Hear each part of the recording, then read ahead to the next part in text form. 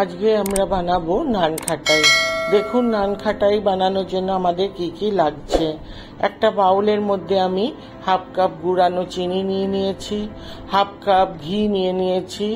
ঘিটা যেন বেশি লিকুইড না হয়, এই ধরনের দানা দানা থাকবে, এইভাবে ভালো করে মিলিয়ে নেব।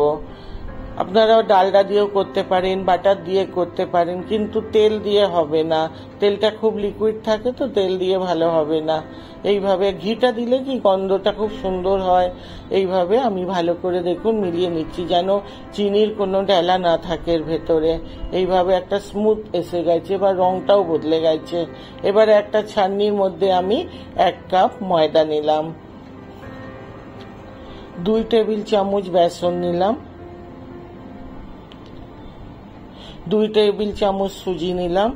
সুজিটা যেন একদম ছোট দানার হয়।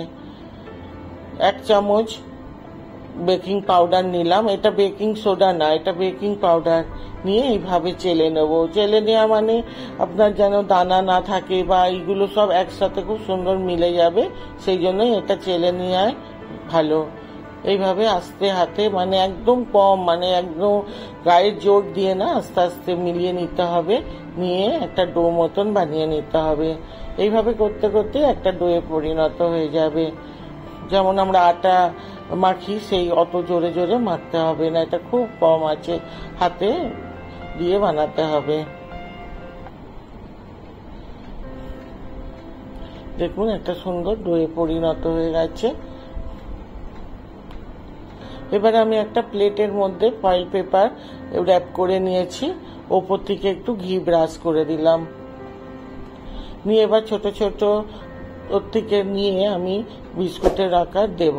ছোট ছোট করে করতে হবে, এটা ফুলে যাওয়ার পর বড় হয়ে যাবে। এইভাবে আমি প্রত্যেকটা বানিয়ে নেব। এটা একটু দূরে দূরে রাখতে হবে, ফুলে যাওয়ার পর কি একটার সাথে একটা লেগে যাবে। এইবারে আমি আমন্ডের ছোট ছোট টুকরো করে, পেস্তা ছোট ছোট টুকরো করে এগুলো এর মধ্যে দিয়ে দিলাম। এটা না দিলেও চলে, কিন্তু দিলে দেখতেও ভালো লাগে, মুখে পড়লেও ভালো লাগবে।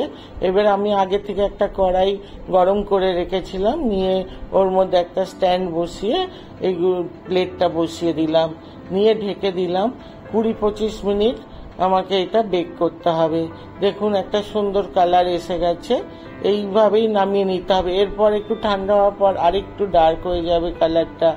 দেখুন খুব সুন্দর হয়েছে। এটা আপনি অনেকদিন পর্যন্ত স্টোর করতে পারবেন, ছোট বড় সবাই ভালোবাসবে খেতে। ঘরে থাকা জিনিস দিয়েই বানিয়ে নিন। ভালো লাগলে সাবস্ক্রাইব করুন।